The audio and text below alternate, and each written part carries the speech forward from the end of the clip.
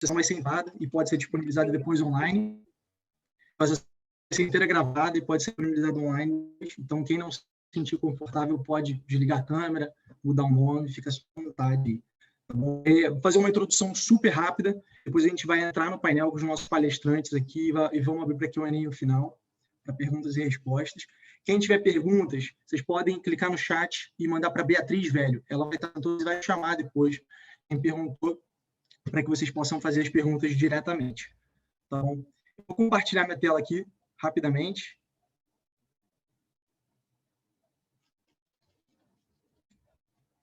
Dá um ok se vocês conseguirem ver minha tela, por favor. Tudo certo? Estamos seguindo a apresentação aqui?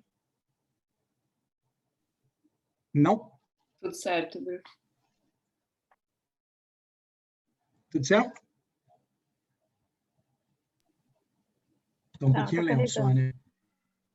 Se qualquer problema, perder conexão aqui, Manuela, se assume, por favor. Bem lento. Então tá, gente. A pauta de hoje é o seguinte, eu vou falar um pouquinho do que é a Harvard Business Association, vou falar um pouquinho de alguns dados de quem são os alunos brasileiros que estão estudando em Harvard, nosso programa de mentoria, preocupações frequentes que normalmente surgem, a gente abre o painel de perguntas e respostas. Tá bom? A Harvard Brazilian Association, basicamente, é uma associação que conecta todos os alunos que estão estudando entre as 12 escolas de Harvard. Tem várias associações brasileiras em Harvard e essa é uma que conecta todas. Além das outras conferências que acontecem lá também, a Brazil Conference, o Club Boston, assim por diante. Além disso, a gente também tem como advisor algumas das instituições que ajudam os brasileiros que estão lá fora, como a Fundação Estudar, a Fundação Lema e assim por diante. Tá? Passando um contexto geral para vocês de quem são os brasileiros que estão em Harvard hoje, a gente tem mapeado mais de 100 brasileiros, tá? E aí dividido entre as 12 escolas. Então aqui vocês podem ver que tem uma concentração grande nas 3 partes, que são basicamente as escolas de business, a Harvard Business School e a escola de governo, a Harvard Kennedy School, mas praticamente todas as 12 escolas têm pelo menos um brasileiro estudando. E o que a gente precisa é de mais, porque quando a gente compara com a população de mexicanos, com a população de peruanos, a gente tem oportunidade de aumentar esse número de brasileiros. E a gente tem a oportunidade de aumentar especialmente alguns perfis para trazer uma representatividade real do que é o nosso Brasil. E aqui eu queria mostrar para vocês alguns dados que motivam muito a gente a montar um painel como esse. Esse aqui é um deles, por exemplo. Enquanto o Sudeste tem 40%, 42% da população brasileira, em Harvard, 73% dos alunos vêm do Sudeste. Então, a gente precisa de mais diversidade regional. Enquanto 80% do Brasil tem escola pública, em Harvard, 80%, mais de 80% estudou em escola privada. No nosso Brasilzão, a gente tem mais de 50% da população preta ou parda, em Harvard tem 8% hoje. E por isso, e fora isso, na população LGBTI, a gente tem 8% no Brasil, em Harvard a gente está bem representado, temos 11%. E por isso que a gente está criando esse programa de mentoria, que é um programa que é para aumentar o número de brasileiros em Harvard em geral, com um foco em trazer mais fazer uma etapa de processo seletivo agora, entre abril e junho. Então, no final, a gente vai circular, nos próximos dias, a gente vai circular um formulário para vocês querem se candidatarem. E nesse programa de mentoria, a gente vai parear um aluno que está querendo aplicar com um aluno que está estudando hoje, para a gente fazer 6 sessões e ajudar no application. Tá bom? E quais são os 3 de carreira que normalmente surgem na cabeça das pessoas que estão pensando em aplicar? A primeira é, não sei por onde começar. Segunda é, acho que eu não vou conseguir passar. E a terceira é, acho que eu não vou conseguir pagar. Né? Então, aqui eu queria dar 3 respostas rápidas antes da gente abrir para o painel. Primeiro, eu não sei por onde começar. Começa entrando nos sites das escolas de Harvard. Tem 12 escolas. A gente não vai conseguir falar aqui de todos os programas que existem, passar no detalhe o application de cada um. A gente vai precisar de uma sessão de 20 horas aqui, no mínimo. Então, primeira coisa, entra no site, vê quais são as escolas, qual é a escola que tem fit com a sua carreira. Aí vai lá, entra, vê os programas. Aqui são alguns exemplos. Só na Harvard Business School, a gente tem o MBA de 2 anos, mas tem outro programa, OPM, pessoas um pouco mais avançadas na carreira. Na Harvard Kennedy School, a gente tem outros 3 programas para pessoas que estão entre 3 e 5 anos de experiência e depois um programa para pessoas que já têm mais experiência, mais de 13 anos de experiência. Então, muda bastante o perfil do que o programa está buscando, como é que é desenhado o programa e quais são alguns programas não. Então, dá primeiro no site, vê qual é o programa que você quer aplicar, vê se você está com o fit para aplicar e o assunto que é, ok, será que eu vou conseguir passar? tem duas coisas importantes para passar. Um, vários programas de prova. Duas, normalmente você vai ter que fazer uma carta, um pouco da sua história, da sua experiência de liderança e assim por diante. Para ambos, o nosso programa de mentoria vai ajudar a navegar em como encontrar recursos para estudar para as provas, como melhorar as suas cartas, contar melhor a sua história. É óbvio que num programa de 6 semanas de mentoria, a gente não vai conseguir sair do zero e deixar 100% para tirar um na prova. Então, já, assim, é melhor que a pessoa já esteja estudando. Não tem o programa de preparação para a prova, leva até 24 meses. Mas, sim, a gente quer também conseguir ajudar e passar algumas informações de como estudar para essas provas. E aí, fazendo a etapa anterior, que é pesquisando no site das escolas e os programas específicos, encontrar também mais detalhes. Tá? E o terceiro, que esse aqui assusta muita gente. Eu quase fiquei para trás nesse daqui, que é como é que eu vou conseguir pagar isso, né? Eu via lá o custo, falava, nossa. E a verdade é que praticamente ninguém aqui paga para estudar em Harvard sozinho, né? Então, tem muitas bolsas e muitos empréstimos que a gente consegue pegar. Então, tem muita gente com a mão estendida para ajudar uma vez que a gente passa. Aqui são 3 exemplos de alunos, né? Um da HQS, custo total para estudar lá $190 mil, caro, mas conseguiu pegar 90 mil de empréstimo, vai pagar em 20 anos, recebeu 70 mil da Fundação Lehman e tinha $20 mil de reserva. Aí sai, se forma no mestrado, ganhando $100 mil, consegue pagar rapidamente a dívida de 90 mil. Outro aluno da HBS, custo total 230 mil, 146 mil de empréstimo. A própria Harvard Business School dá, em média, 84 mil de bolsa para as pessoas que entram lá. Não precisou usar nada da reserva e sai com um salário médio de $149 mil. E um aluno da Divinity School, um programa de 3 anos, custo total de 360 mil, conseguiu 228 mil com a própria Divinity School, e o resto está trabalhando part-time para pagar isso. Então, assim, tem recursos, tem empréstimos e tem um bom salário também depois esperando que sai, né? E com isso, gente, dado esse resumo super breve aqui, eu queria passar para a pauta principal, que a gente ouviu dos nossos 4 incríveis alunos que estão estudando, que vão contar a história hoje para a gente. Vou chamar o Tomás Galvão, da Harvard Business School, a Ana Ramos, que está na Harvard Kennedy School comigo lá, o Camilo Vasconcelos, que está no college, e a Andréa Barroso, que terminou de estudar na Harvard Medical School no ano passado e está aqui com convidada de honra também, PhD. Valeu, passa aqui para a Manuela para ela seguir com as perguntas. Boa noite. Pessoal, primeiramente, desculpa pela... Acho que teve um pouquinho de corte aí na transmissão, mas depois, se vocês tiverem qualquer dúvida, nosso e-mail também está à disposição, podem mandar para o nosso e-mail e no final teremos uma sessão para perguntas e respostas. Obrigada, Bruno, pela introdução, obrigada aos nossos 4 panelistas aí e colegas aqui de Harvard. Para começar a nossa conversa, eu queria fazer uma pergunta para vocês contarem um pouquinho da trajetória de vocês e contar como vocês chegaram até aqui.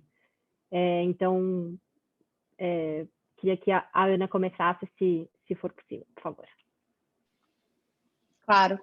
Boa noite, pessoal. É um prazer estar aqui com todos vocês. Meu nome é Ana, eu sou mineira, eu sou de Belo Horizonte, apesar que já perdi o sotaque, acho. Tenho 30 anos, sou estudante de mestrado de administração pública na Escola de Governo de Harvard. E acho que a minha história, eu estava comentando com o pessoal antes do painel, acho que eu prefiro focar mais nos valores e, enfim, como eu fui criada e como que isso me influenciou até em Harvard hoje. Eu cresci na periferia de Belo Horizonte, os meus pais não tiveram condições de cursar em faculdade, mas eles eram muito visionários e, enfim, influenciaram muito a educação minha e dos meus irmãos e sempre falavam que conhecimento era a única coisa que ninguém podia tirar da gente. Então, isso foi muito, muito importante, enfim, me fazer focar em estudar bastante e querer estudar fora um dia. A segunda coisa foi que eu cresci em uma família muito religiosa, então a gente ia muito à igreja, os meus pais eram muito envolvidos, e comunidade era uma coisa muito importante. Então, a minha casa é uma casa bem mineira, né, gente? Óbvio, cheia de gente o tempo inteiro, portão aberto, e os meus pais estavam sempre muito focados em ajudar as pessoas do bairro, da igreja. Então, educação mais senso de comunidade são valores que eram muito fortes e muito presentes na minha casa. Eu estudei metade da minha vida em escola particular e metade em escola pública. O começo foi em escola particular do bairro onde eu morava, mas meus pais, a partir de um momento, não tinham mais condições, eu fui para a escola pública.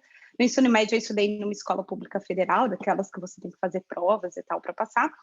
E aos 17 anos eu tive a experiência mais transformadora da minha vida. Eu ganhei uma bolsa para alunos de escolas públicas no Brasil, para fazer 1 ano do ensino médio fora do Brasil. Eu fui para a Finlândia, eu fui a primeira pessoa da minha família a viajar para fora do Brasil. Eu não falava inglês. E foi muito transformador estar no país com a melhor educação pública do mundo. E ao voltar para o Brasil, eu não sabia o que fazer com aquilo tudo. Eu fui estudar administração pública porque eu achava que eu tinha que devolver de alguma forma. A minha carreira no governo é muito focada nisso. Eu comecei minha carreira no governo de Minas, trabalhei na prefeitura de São Paulo, fiz uma passagem em uma consultoria grande chamada McKinsey por 2 anos antes de vir para o mestrado. E hoje eu faço mestrado aqui em conjunto com um mestrado em administração de empresas, combinado na Universidade da Pensilvânia, lá na Filadélfia.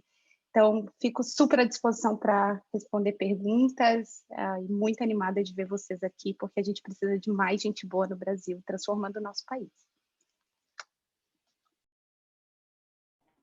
Obrigada, Ana. Tomás, Andréia, Camilo, quem quiser, por favor. Acho que eu vou, então. Estão me ouvindo? Dá para me ouvir? Beleza. Bom, pessoal, tudo bom? Boa noite aí no Brasil. Meu nome é Tomás Galvão Barbosa, eu tenho 30 anos. Eu sou de São Paulo, da capital mesmo, nascido e criado lá. Eu estudo hoje na Harvard Business School, que é a escola de administração aqui de Harvard, que é o curso que o Bruno comentou, de 2 anos aqui no MBA. Estou acabando ele, aliás, essa é a minha última semana de aula aqui, então, numa época de prova. Um pouco da minha trajetória. Eu estudei numa escola construtivista, chama Escola da Vila. Eu sempre fui um cara que busquei sempre 2 coisas na minha vida, e a minha carreira profissional sempre foi balançada nessas 2 coisas, que uma é uma ambição pessoal mesmo, de continuar expandindo a fronteira da onde que minha família já me colocou, né, nos privilégios que eu já fui colocado, então continuar esse movimento, e a outra de deixar o meu país, deixar o mundo um lugar melhor para depois, quando eu me for. Então, um pouco da carreira foi nessas decisões que eu acabei descobrindo sobre Harvard, vindo para cá estudar na administração aqui, mas para voltar para o Brasil e atuar em educação e no setor público. Eu sou formado em economia pela USP. Eu não pensava em fazer Harvard, nunca nem achava que era uma possibilidade para mim, mesmo estando em espaços mais.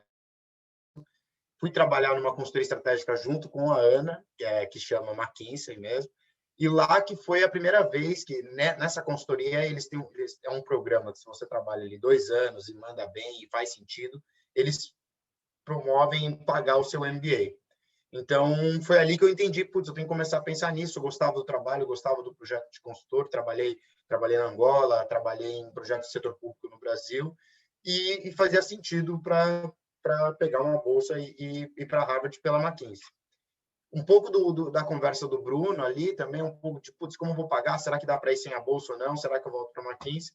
Eu consegui aplicar para uma bolsa da Fundação Lehman e recebi o sponsor que eles falam para estudar aqui na Fundação Lehman e voltar para o Brasil sem precisar ter que retornar na McKinsey. Então, eu também não vou voltar para lá, vou voltar para atuar no terceiro setor. Essa é um pouco a minha história.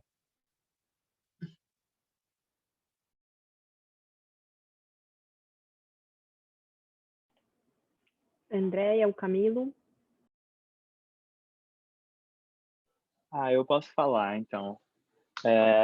Eu só queria falar primeiro, assim, que eu gostei muito de ouvir a história da Ana, porque eu acho que em vários pontos... Ui, me mutei sem querer. Em vários pontos conversa com a minha história. Os meus pais também não foram para a faculdade, mas eles sempre tiveram muito em mente de que, assim, educação tinha que ser a prioridade na minha vida. E me disseram muito também que conhecimento é aquilo que ninguém tira e que eu tinha que sempre correr atrás disso. E aí, quando eu era pequeno, assim como a Ana, eu estudava em escola particular, de bairro e tudo mais, e aí em algum tempo ficou difícil para pagar tudo mais, né? E aí o meu pai, como ele era militar, ele queria muito que eu estudasse no colégio militar, até porque é mais barato e porque a educação é muito boa. E aí eu fiz esse concurso e tudo mais, passei para o colégio militar e gostava muito de estudar lá, né? E por conta dessa questão, eu acho que eu assim, de estudar em escolas que tinham um nível socioeconômico médio das pessoas que estudavam lá mais elevado do que o meu, eu sempre tive também muito essa ideia de dar isso de volta para a comunidade. Aí, com isso, eu fiz vários projetos voluntários e, junto com essa questão do conhecimento e com um projeto voluntário e tudo mais, eu consegui uma bolsa para uma escola particular muito boa, em Fortaleza, que é onde eu moro, e no Colégio Vale de Sá. E aí, com essa bolsa, eu fiquei super motivado, tudo mais. A escola me chamou para fazer várias Olimpíadas do Conhecimento. E aí fiz Olimpíada de Matemática, de Biologia, de não sei, coloca o nome e eu fiz. E aí eu pensei, né? Ok, estou aqui, tenho bolsa, tudo vai ficar mais fácil, eu vou conseguir. Estudava de 7 da manhã às 9 da noite no colégio, era bem puxado. E assim, um dos problemas que eu tinha era que, por exemplo, meus pais não tinham dinheiro para pagar o meu almoço todo dia, porque eu passava esse tempo todo na escola. E aí eu tive que ter ajuda de uma instituição para fazer isso. E para fazer o processo do application para a faculdade de Harvard, eu tive que ter ajuda de outra organização.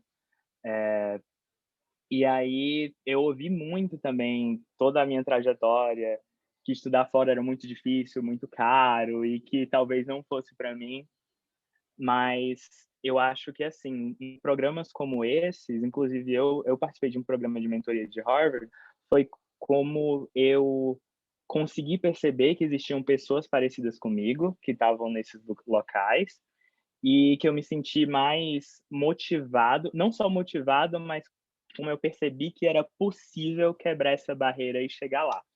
E foi assim que eu cheguei onde eu estou hoje, no college, estudando psicologia e economia.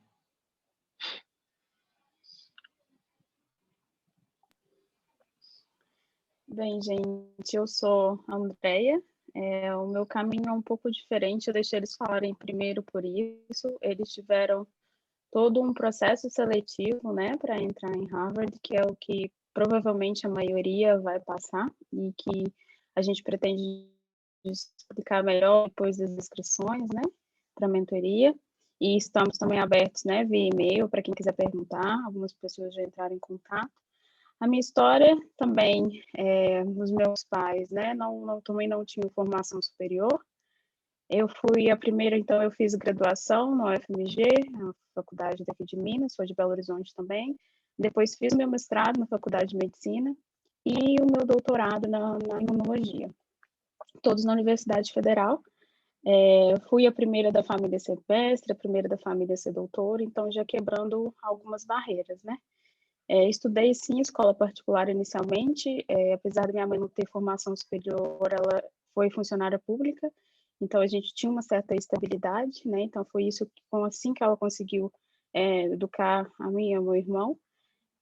E quando eu falo que o meu caminho foi um pouco diferente do que os meninos falaram, porque então eu já tinha toda a formação, e quando foi no meu doutorado, eu ia muito em congressos, 2 congressos anuais na minha área de pesquisa, e em um deles eu conheci o pesquisador que eu tinha interesse na linha de pesquisa dele e o abordei dizendo que um dia eu gostaria de trabalhar com ele. E depois, por minha surpresa, eu vi que ele era de Harvard e foi aí que eu comecei a planejar, então. Então, na época, o Brasil tinha uma boa oferta de bolsas, né, que vocês já devem ter ouvido falar do Ciências Sem Fronteiras, o que a gente chama de doutorado sanduíche, e foi assim que eu comecei a correr atrás. Na minha época, já estavam meio que esgotando essas possibilidades. Eu peguei a última aqui para Belo Horizonte, para Minas Gerais, da FAPEMIG, mas a Universidade de São Paulo, via FAPESP, ainda tem essas bolsas que os alunos podem obter para fazer parte do doutorado no exterior. Além disso, também tem, porque depois eu voltei como pós-doc, né? Pós-doc é depois que você se torna doutor, você pode ter um período que é a transição, né, da sua vida científica para uma vida acadêmica, para uma outra posição na indústria, alguma coisa assim. E aí, o meu orientador, então, começou a me pagar, né, um emprego mesmo, ainda lá, né, eu não citei, desculpa, eu era do Brigham, né, eu fiquei lá até dezembro do ano passado, eu comecei lá em 2017, E o que acontece é que, além de você, então, se matricular nas diversas escolas, como foi o exemplo dos 3 primeiros que falaram, a gente tem os hospitais que são hospitais escola da Harvard Medical School. Então, esses hospitais escola, eles têm que ter instituição por trás, né? Então, esse foi o meu caminho. O importante para minha seleção foi o meu currículo, né? Então, tudo que eu fiz aqui no Brasil foi extremamente importante, né, para construir o meu currículo. Através da avaliação do meu currículo e da indicação de quem era minha orientadora aqui depois, né, porque o meu chefe dos Estados Unidos entrou em contato com ela, e foi assim que eu fui aceita, né? E para isso também eu tinha que ter a proficiência em inglês. No caso do departamento em que eu estava, não foi necessário uma prova de inglês em si, porque ele viu que eu era proficiente, e assim foi necessário, mas esse seria, em resumo, assim, o processo. Então, eu diria que, para quem está na área científica já, né, e eu sou da área da biologia, das ciências da saúde, mas as outras áreas também, eu acredito que é o mesmo caminho. Então, é possível também, mesmo não demandando tanto, assim, de um apoio financeiro. Então, para o doutorado eu precisei, tive o apoio do governo brasileiro, mas tem bolsas dos Estados Unidos, que a gente vai tentar fazer um levantamento e depois disponibilizar para vocês. E tem a possibilidade também, então, como pós-doc, de você ir com bolsa direto, né, com salário direto do seu chefe no exterior. Então, o meu caminho foi, em resumo, esse. E estou aberta a perguntas também.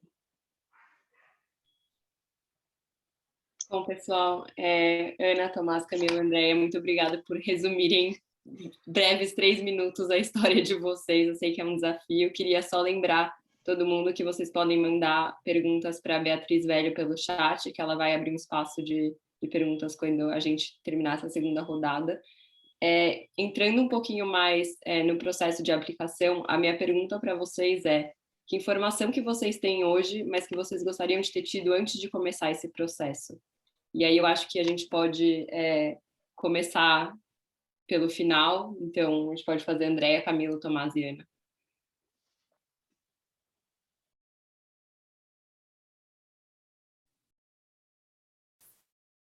Andréia, você está no mudo.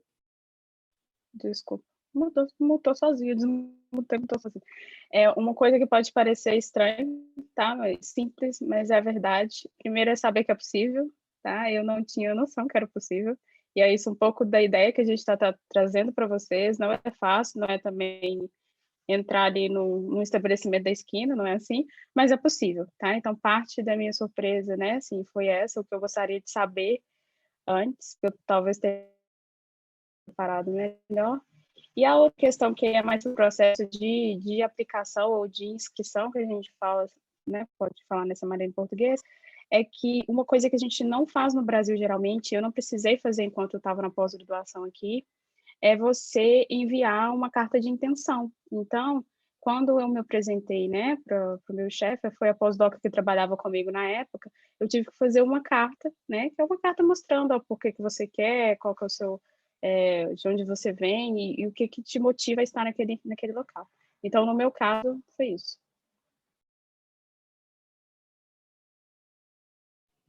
Tá.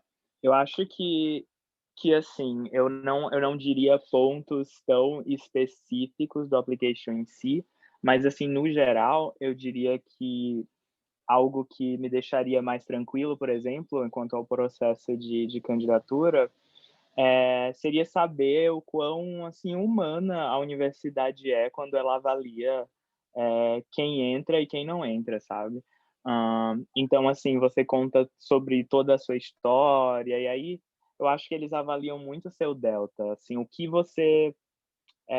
quais oportunidades você tinha e o que você fez delas.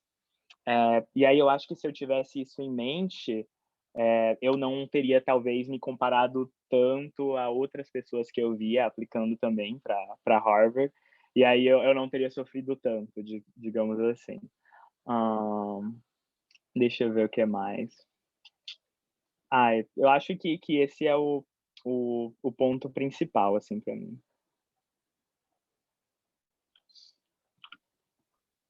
Eu acho que esse ponto do Camilo é muito, muito legal, eu queria ressaltar ele. Eu acho que Tem uma questão, e no Brasil, e da onde a gente vem, é claro que cada um aqui tem a sua individualidade, mas a gente não aprende muito a valorizar o delta, né? A gente não aprende a entender, a contar a nossa própria história, a gente não é treinado nisso, a se posicionar em termos de falar o que eu fiz, o que eu quero fazer, o porquê que eu quero entrar em Harvard. Então, acho que é muito forte esse ponto, Camila.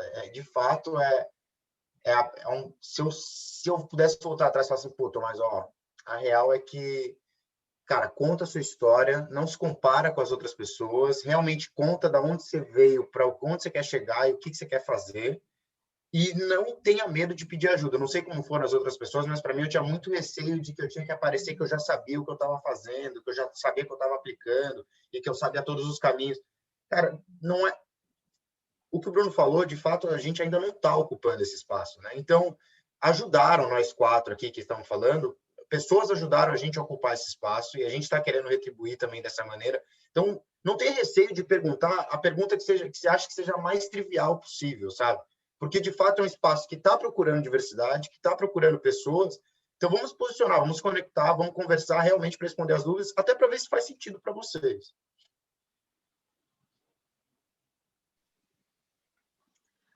Bom, gente, eu acho que o que eu gostaria de saber, que eu não sabia antes, é que não tenham medo de reaplicar. É uma coisa que a gente também não fala muito, eu acho que aqui nos Estados Unidos também tem uma cultura, às vezes, de as pessoas não contarem as suas próprias falhas, as suas próprias fraquezas, mas a verdade é que eu apliquei para Harvard 2 vezes, eu tenho uma bolsa da Fundação Estudar que eu tentei durante 3 anos, e a gente cai, a gente continua tentando, então... muitas vezes a gente tem medo de que se a gente aplicou uma vez e recebeu um não, isso é um não para sempre.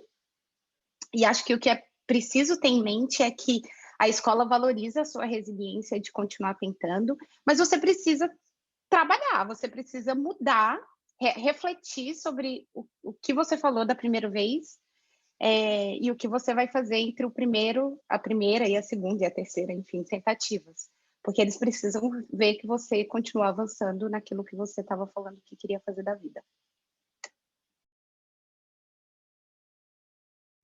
Obrigada, Ana, Tomás, Camila, Andréia, por compartilhar tudo isso. Acho que a gente poderia ficar horas e horas aqui ouvindo histórias e compartilhando, por isso que a gente se coloca todo sempre à disposição para perguntas. Eu queria passar para a Bia, para ela abrir para perguntas aí do público e continuem mandando perguntas para respondermos aí. Obrigada. Oi, gente, boa noite. Eu estou aqui tentando reunir um pouquinho das perguntas, acho que já tem algumas que são um pouco alinhadas, então tem muita dúvida aqui sobre os processos da application, né? Então, algumas pessoas perguntaram sobre atividades extracurriculares, como é que elas podem entender um pouco mais sobre quais são as dicas, o que você pode fazer. Teve gente que falou que a nota caiu, as notas na faculdade ou na pós caíram por fazer muita atividade extracurricular, então será que dá para conseguir aplicar para um MPA com uma nota que não seja tão boa, mas tendo feito muitas coisas? Temos também dúvidas sobre qual seria a melhor estruturação para o processo. Acho que foi Pedro que perguntou essa. Se você quiser entrar depois para complementar um pouco a pergunta, mas qual seria a melhor estruturação para o processo de MBA? Como identificar qual é o time ideal de idade, trabalho para aplicação? E aí, algumas outras perguntas, eu vou parar um pouquinho, porque eu já perguntei muitas coisas, mas eu acho que ainda sobre isso, o Pedro reiterou um pouquinho, falando sobre a questão do MBA, quais são esses processos, quais são as outras organizações de apoio, como a Brasa e o Education USA. Então, nesse momento, acho que a gente tem essas dúvidas sobre o MBA, sobre as notas e sobre as atividades extracurriculares.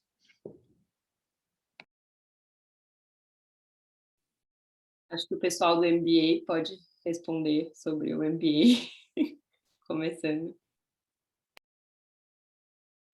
Só uma dúvida, é sobre o MBA ou MPA? MBA. Todas essas dúvidas sobre processos foram sobre o MBA, então acho que seria para você, Tomás, mas tem também sobre o MPA, acho que notas de forma geral. Tá bom. Sendo bem sincero, acho que para a gente continuar essa conversa. Eu acho que as notas, elas dependem muito, é todo um agregado que vai ser...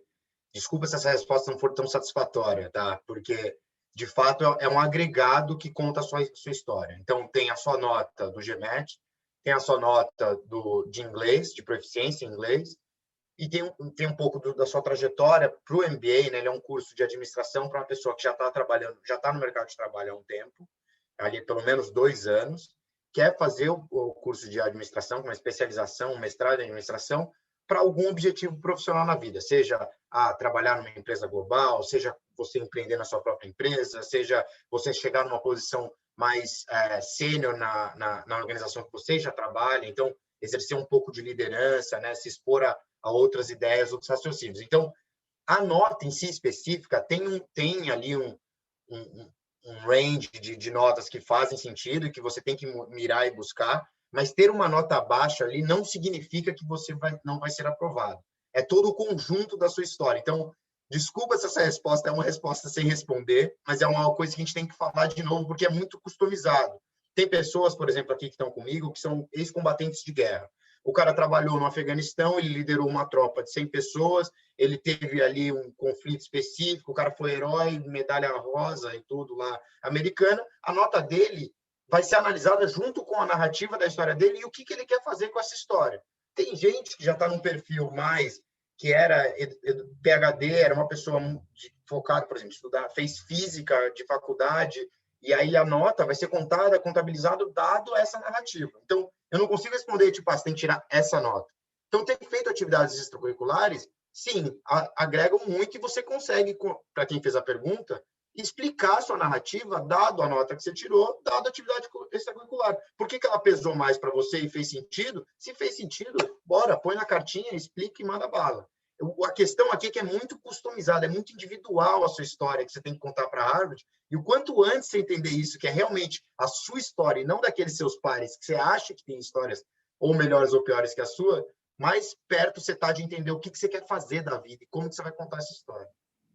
Construindo no que você está falando, Tomás, acho que tem muitas dúvidas sobre como é que você faz a sua narrativa, como você escolhe as pessoas que vão dar as suas cartas de recomendação.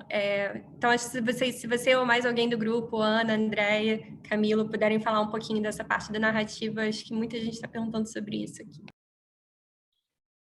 Só me metendo aqui, eu acho que é legal ter mais alguém, e talvez o Camilo falando, porque são processos diferentes, né? Acho que quem está no college tem uma experiência, não tem a experiência profissional, talvez, né? Que Tomás teve antes de aplicar.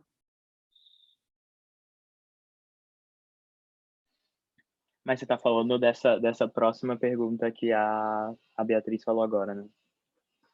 Tá. Então, essa questão de construir a narrativa para o college, eu acho que ela é um pouco diferente, porque você pode ser bem criativo, não sei se nas outras escolas o processo você consegue ser tão criativo assim, mas para o college, por exemplo, a minha redação que eu contei a minha história foi uma redação sobre maracujá, e aí eu falava sobre maracujá e sobre as diferentes características do maracujá e como essas características tinham a ver comigo. E aí foi bem assim que eu fiz a minha redação principal, em que eu mandei para Harvard e para outras universidades. Mas deixa eu ver. Mas não sei, eu acho que como o Tomás falou na outra pergunta que ele respondeu, eu acho que também é bem interessante ressaltar essa questão de que o application tem as partes que são objetivas, que, sei lá, que tem a parte das notas, que tem a parte do seu histórico escolar, não sei, e tudo mais. E aí também tem a parte mais humana, que são as redações, entrevista, e afins, né? E eu acho que para college, o interessante dessa parte urbana é que você seja muito você mesmo. Assim, na minha entrevista, eu lembro que eu falei, sei lá, que eu queria estudar em Harvard porque eu assisti Legalmente Loira e aí ela ia para Harvard e eu achava isso super interessante. Aí eu pesquisei mais sobre a universidade e tudo mais. Mas isso funcionou para mim porque a minha personalidade é assim, eu gosto de falar esse tipo de coisa, tudo mais, eu gosto de jogar um humorzinho, então funciona para mim. Então, assim, para college, dependendo da sua personalidade, você pode contar a sua história, você pode fazer a sua entrevista de uma forma diferente. E aí, falando sobre as cartas de recomendação, eu acho que interessante é você procurar professores, no caso da college, né, porque você acabou o ensino médio agora ou está no ensino médio, procurar professores que lhe conheçam bem, assim, não professores que conheçam você apenas na sala de aula, mas que também conheçam você fora da sala. Não estou dizendo que o professor, sei lá, sai para tomar um café com você, mas que o professor saiba do que você está fazendo fora, que você já tenha tido várias conversas com eles sobre o que você está fazendo, onde você quer chegar, porque aí essas pessoas vão poder fazer cartas melhores para você. E aí um ponto que eu acho bem interessante, que a minha mentora, na época, ela me ajudou, foi que ela me disse para quando eu pedir a carta de recomendação, fazer uma cartinha agradecendo o professor, dizendo mais ou menos, tipo, muito obrigado, mandar um modelo, tipo, isso aqui é uma carta de recomendação, mas você sinta livre para fazer do jeito que você quiser, blá, blá, blá. Mas é mais ou menos assim que é escrita, é mais ou menos essa estrutura, queria dizer muito obrigado, isso vai mudar a minha vida, blá, blá, blá, blá, fazer uma puxaçãozinha de saco básica, porque aí as pessoas se sentem super motivadas para ajudar você fazendo uma carta de recomendação. Mas é isso para college, eu acho. Eu acho que a gente tem aqui uma perguntinha que a Andrea vai poder ajudar.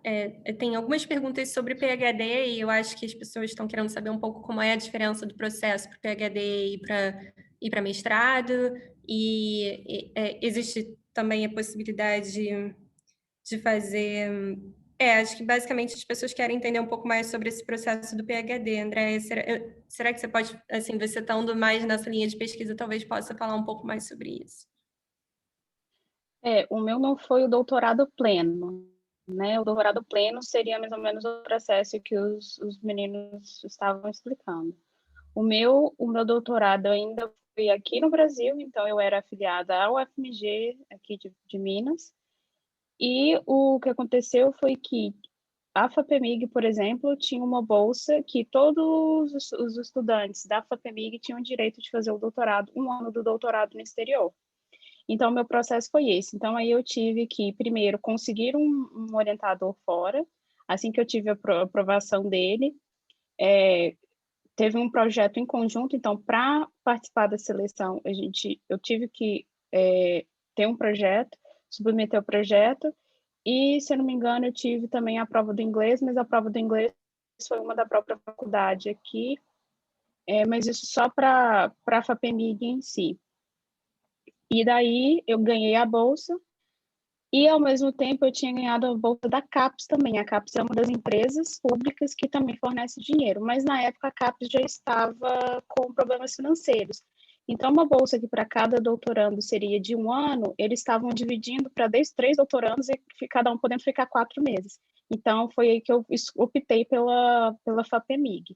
Então, de novo, meu processo não foi um doutorado pleno. O que é o doutorado pleno? É quando todo doutorado é feito nos Estados Unidos e aí seria dentro da Harvard em si. O meu foi pelo UFMG e que eu tinha 1 ano, né, que eu fiz dentro de um laboratório. Então, eu trabalhava numa linha de pesquisa parecida com a que eu tinha no Brasil, acompanhei uma pós-doc lá, alguns laboratórios deixam você fazer o seu próprio projeto do Brasil, no meu caso, eu rodei um outro projeto, em conjunto com outra pessoa. Agora, se você já é doutor e vai só para o pós-doc, aí o que acontece? Esse é um processo até, assim, um pouco melhor, porque vou colocar mais fácil, porque você já tem a sua carreira estabelecida, de certa forma, você já esteve na pesquisa, pelo menos por, se o mestrado 2 anos, doutorado 4, pelo menos 6 anos, né? Então, você já construiu alguma coisa que seria parte, por exemplo, desses requisitos que você tem que ter. Então, você já vai ter uma experiência de congressos, provavelmente você já vai ter algum paper, né, que é algum artigo científico, e aí você vai ser avaliada por isso. E aí, o que eu precisei, então, foram, no meu caso, foi só uma carta de a minha carta de apresentação e uma carta de indicação que foi da minha orientadora, que na verdade foi uma ligação, não foi nem carta, né? Para o pós-doc, alguns laboratórios têm políticas diferentes. Alguns vão pedir, quando você se inscreve ou aplica, a gente usa muito essa palavra, o application, quando você aplica para a vaga, que é se inscrever, você já tem que levar as 3 cartas. Então, alguns já vão te pedir para ir com as cartas, e o seu currículo, geralmente assim, e a carta de apresentação. Outros vão te entrevistar, então você manda essa carta de apresentação, a gente chama de cover letter, então você manda essa carta de apresentação e junto com ela o seu currículo. E dali ele pode marcar alguma entrevista com você e depois disso ele pode te pedir as referências. Uma outra coisa que é muito comum no pós-doc é que você geralmente apresenta o seu trabalho. Então, muitos PIs vão fazer primeiro uma entrevista com você, geralmente 30 minutos, 1 hora, 45 minutos, e depois vão pedir, se eles gostarem, vão pedir para que você faça uma apresentação, um seminário para eles. E nesse seminário você vai apresentar o que você fez, por exemplo, ao longo do seu doutorado. Então, isso é uma coisa que não é muito comum no Brasil, mas é super comum lá, então é uma coisa que eu também não sabia, isso encaixaria na pergunta anterior, né? Uma coisa que você não sabia antes e você sabe agora, é que isso é muito comum, né? Eu não sei se eu respondi tudo, eu já comecei a responder umas pessoas no chat, qualquer coisa vocês podem mandar e-mail, que eu completo as respostas depois, mas é mais ou menos esse o processo. E se alguém quiser completar, quem já faz o mestrado e quiser completar, eu acredito que o processo para o doutorado pleno é mais ou menos a mesma coisa. E eu lembro que antigamente, agora eu não sei se tem mais, a CNPq, por exemplo, tinha bolsas para doutorado pleno, né? Eram muito restritas, mas tinham, agora eu não sei mais. Eu acho que você cobriu várias perguntas e, na verdade, a minha impressão era de que no doutorado pleno você consegue uma remuneração, certo? A faculdade te dá a bolsa.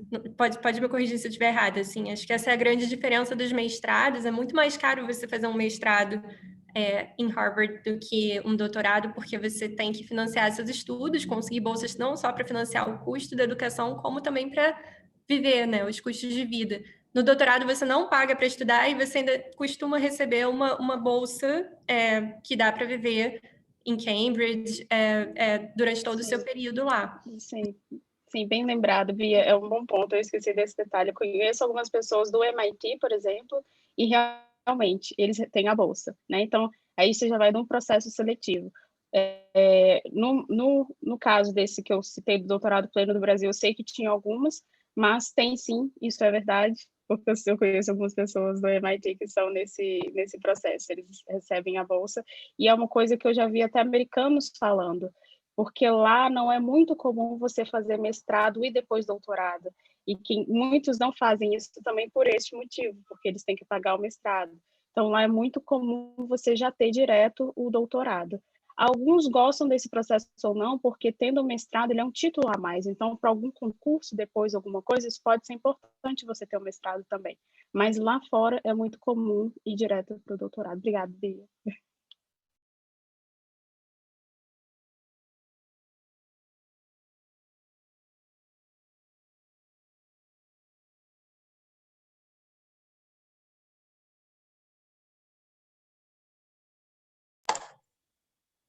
A Bia travou. Acho que a Bia travou. Acho que a Bia está com algum problema técnico. Hoje em dia, todas as reuniões no Zoom, estamos acostumados um pouco já com isso. Manu, posso adicionar um ponto? Claro, vai lá, Ana.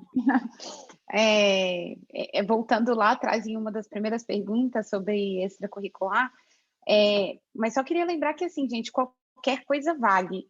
Durante um tempo, eu não tinha muito tempo por causa do trabalho, por causa do processo de application, então eu dava aula de inglês uma vez por mês, no sábado de manhã, em bairros carentes de São Paulo, né?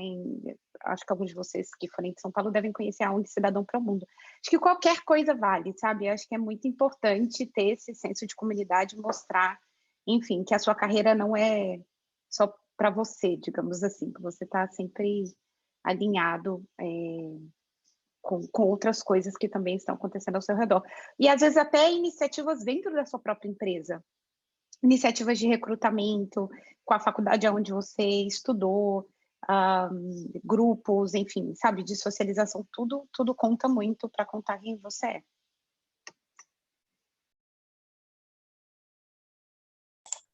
Obrigada, Ana. Eu vou assumir aqui, acho que a Bia está com problemas técnicos, mas ela mandou algumas perguntas.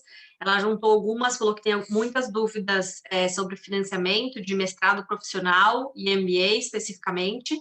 Então, eu não sei se... Não quero também jogar todos no Tomás, porque é de MBA, mas se você quiser responder. E também tem uma outra pergunta, que aí eu acho que todos vocês, se quiserem, podem responder, que é como é a vida aqui, né? Como é a vida em Harvard, o que a gente mais gosta, como que é a vida aqui, né? Eu acho que enfim, legal contar um pouquinho. Mas essa questão do financiamento, não sei se Tomás ou mais alguém quer responder, e depois acho que vale todo mundo contar um pouquinho do que é o que mais curte aqui, de viver em Harvard. Tá, eu vou falar do financiamento, então.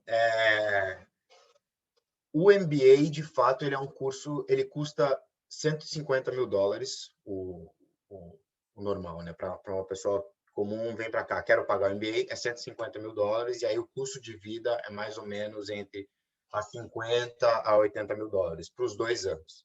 Isso é muito dinheiro mesmo. Não dá para mentir. Mas também tem uma questão que pouca gente, considerando o número de alunos, no MBA entram 900 alunos por ano, pouca gente paga esse valor total. E a maioria das pessoas que pagam esse valor total são pessoas que são dos Estados Unidos e possuem uma renda que está perto desse patamar, ou seja, que é factível pagar o curso inteiro do MBA. As outras opções são a empresa que paga, né, ela banca o seu curso, que é, por exemplo, o programa que a gente comentou, eu e a Ana, da McKinsey. Outra opção é você pegar um empréstimo da faculdade e aí ajudar a pagar esse curso. E aí, assim, a Harvard te manda um e-mail quando você passa, em que você tem que declarar qual que foi a sua remuneração nos últimos anos, nos empregos que você estava antes de vir para cá. Como a gente recebe em real, para quem está no Brasil, o nosso total acumulado dos anos, né, nossa renda, ali, o patrimônio que a gente acumula, ele é muito baixo, baseado em comparação ao patamar das pessoas que tem aqui. Então, a gente ganha muita bolsa. Eu consegui, só com os salários que eu tinha no Brasil, que eram bons salários, eu consegui 70% de bolsa. Eu ia pagar, se eu pagasse o curso ia ser ainda considerável, mas ia ser $40 mil, tá? E aí, qual que é o segredo? Não o segredo, mas o que me explicaram isso? É que não desiste nesse começo. Eu sei que pode ser um desafio, eu não sei de onde vocês estão vindo, a gente pode conversar sobre isso depois, mas não desiste no começo pela questão da grana, se for possível. Então, tem muitas opções, tem bolsas nos Estados Unidos, tem bolsas no Brasil. Aqui o pessoal está muito acostumado a ter essa bolsa e pagando há muito tempo. Tem gente que está no MBA aqui que ainda paga a dívida da faculdade, com juros muito mais baixos do que a gente pagaria no Brasil. Então, correr atrás, depois que passou, para ver como que eu vou achar esses 40 mil, esses 50 mil dólares que vai ser o meu curso total. A Harvard, o banco de Harvard te dá um empréstimo com juros mais baixos. Se você achar alguém nos Estados Unidos que assine junto com você, fica mais baixo ainda os juros. Você consegue bolsas, tanto ou Fundação Lehman, ou Instituto Ling, Fundação Estudar. Tem muita gente boa, muito líder, muito diretor, muita gente de sucesso no Brasil que quer ajudar a trazer diversidade para cá. Então, se você se encaixa nesses critérios, dá para achar um jeito de pagar. E tem outra coisa também. Quando você sair de Harvard e pegar o seu próximo emprego, grandes chances da sua remuneração nesse próximo emprego ser bem competitiva. E você consegue pagar o curso depois. E aí é questão individual de entender se faz sentido, dada a sua história, a sua narrativa, quem que você ajuda, quanto que você precisa do seu dinheiro mensal. Mas é uma coisa que ninguém tinha me falado isso antes, que dá para você ir sem um patrocínio e dá para pagar e continuar pagando depois e dá para achar um jeito. Essa é a parte da remuneração e a parte de Harvard, de como é o dia a dia aqui. Acho que o Camilo pode falar um pouco mais aí, Ana.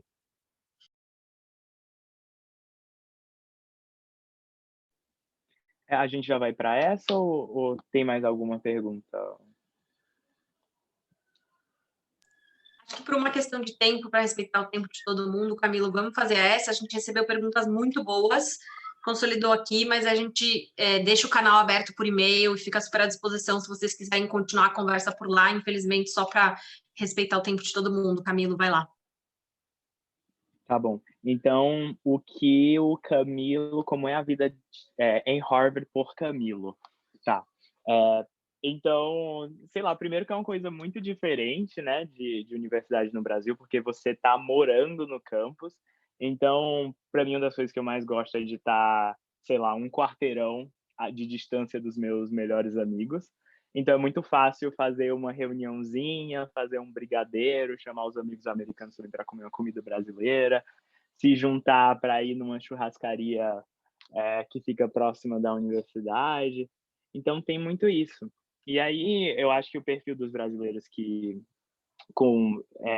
dos alunos, dos outros alunos, é muito diverso, né, nesse sentido, porque tem gente que, sei lá, vai para a festa todo final de semana, tem o outro tipo de gente que prefere assistir um filme, tem outro tipo de gente que prefere passar o sábado e o domingo estudando sem parar nem um segundo.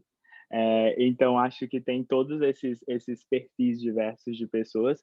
Eu tô mais ali pelo meio, eu gosto de ir pra festa, mas eu também gosto de comer um brigadeirinho na sexta assistindo, sei lá, Real Housewives of Beverly Hills. Então, tem todas essas possibilidades, esses tipos de gente. E aí, as outras pessoas, o que é que vocês acham como é Harvard para vocês? O que é melhor? Eu acho que as pessoas agora conhecem Harvard só sem ser num contexto de pandemia, né? Mas, Andréia... no contexto de pandemia, meu Deus. Bem, eu morei lá por quase 4 anos, né? Então, primeiro me surpreendi com a quantidade de brasileiro, tá? Eu acho que a gente tem sim que interagir com outras pessoas, que afinal o que você quer também é imergir na cultura daquele lugar para aprender a língua e para aprender de tudo. Eu aprendi muito como ser humano estando lá. Conheci a Andréia, outra Andréia completamente diferente. Mas também dá um medinho para quem nunca morou fora. Então, saber que a comunidade brasileira é muito grande dá um certo conforto também, né? E a gente tem sim, uma coisa que a gente vai tentar abordar para frente, que a associação está começando agora, mas depois a gente vai abordar, é que a gente tem muitas iniciativas que procuram ajudar pessoas que vieram de fora. Então, isso também é muito bom, você se sente de certa forma acolhida. A gente tem dentro da própria Harvard um escritório de diversidade, a gente tem iniciativas, né? A gente tem a Brasil Conference, a gente tem o Pub Boston, e a cidade também em si, né? Falando do estilo de vida, o Tomás falou, realmente, não vou negar, são uma das cidades mais caras que tem, então você tem que sim estar preparado para isso. Então, por exemplo, a minha bolsa era metade do valor que eu tinha que comprovar para sobreviver. Por quê? Porque a instituição precisa que você comprove que você vai ter, por exemplo, por baixo $31 mil por ano. Então, você tem que comprovar isso, né? Porque eles sabem que é um estilo de vida, tipo, por exemplo, moradia é muito caro. Mas é uma cidade extremamente agradável, eu sou alucinada por Boston. É uma cidade pequena, que eu falo, eu sou de Belo Horizonte, de Minas. Minas é enorme, então eu falo que o que a gente chama aqui de bairro, lá eles chamam de outras cidadezinhas, né? Porque é tudo muito perto, eu morava em Brookline, você tem Cambridge, é tudo muito perto. Então, assim, é um lugar muito agradável de viver, uma cidade jovem, né? E uma cidade extremamente diversa. Então, por exemplo, preconceito, talvez você não vai ver tanto. Preconceito quanto à sua língua, você não vai ver tanto, porque todo mundo é de fora. Você está do lado de Nova York, o centro do mundo. Então, assim, é muito agradável. E é a sensação. Ele brincou, o Camilo brincou, né, na série. Eu vi Harvard a primeira vez na série da mãe da filha, que a filha ia para Harvard, queria Harvard, depois foi para Yale. Então, assim, tem todo esse mistério no ar, né? Essa coisa toda. Então, vale muito a pena. E como ser humano também, independente de onde você estiver, sair do país é muito bom. Para se conhecer, para conhecer o mundo e ver que o mundo não é só onde a gente está.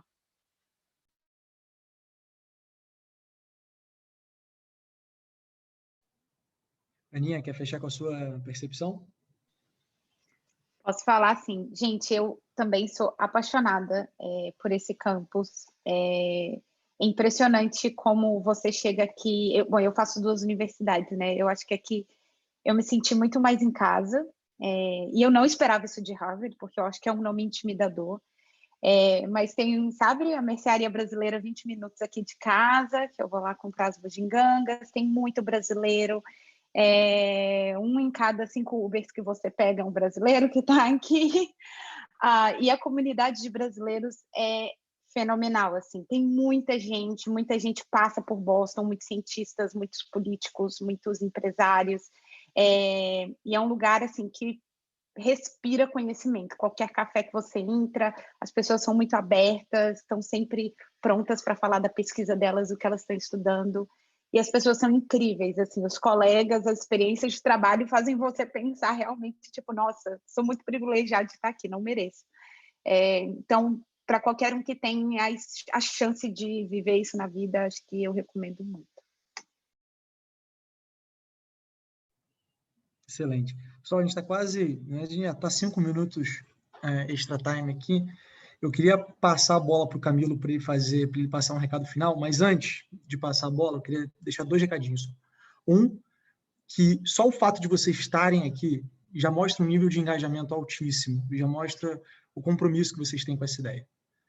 Mantenha essa bola rolando. A gente começou a rolar a bola aqui agora, cara, vai lá, olha no site da escola, se você ainda não tem certeza de qual que é o programa para você.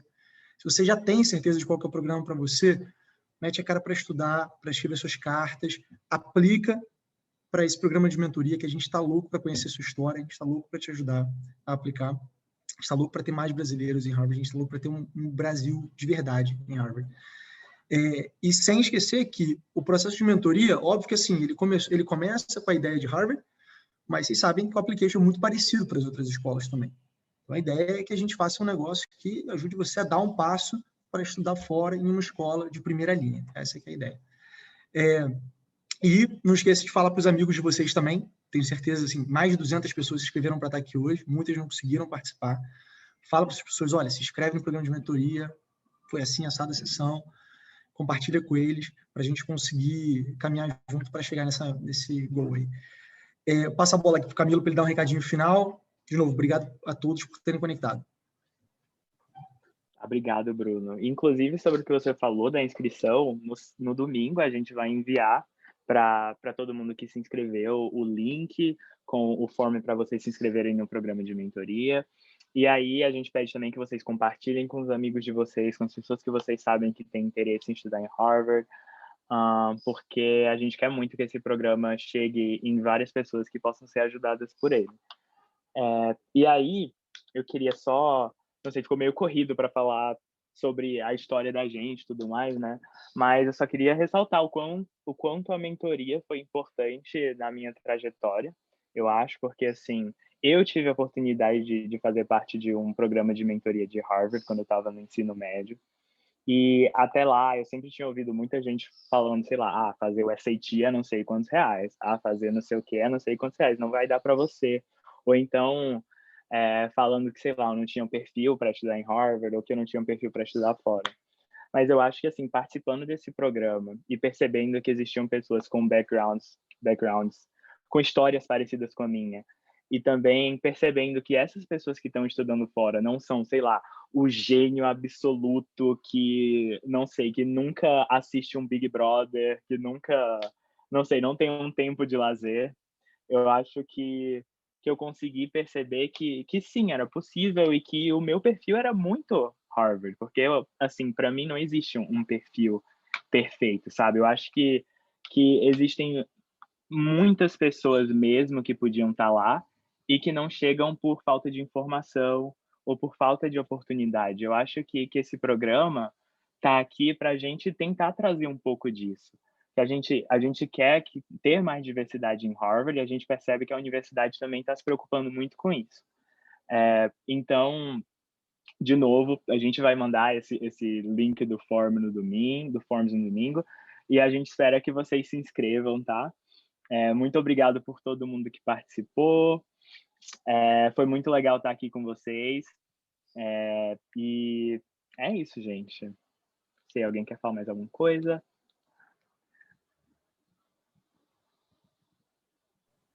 Excelente, Camilo. Obrigado. Gente. Galera, valeu. Parabéns aí pelos palestrantes. Tchau, uma boa noite para todo mundo. Falou, Prazer Daniel. imenso. Obrigada, gente. Boa noite.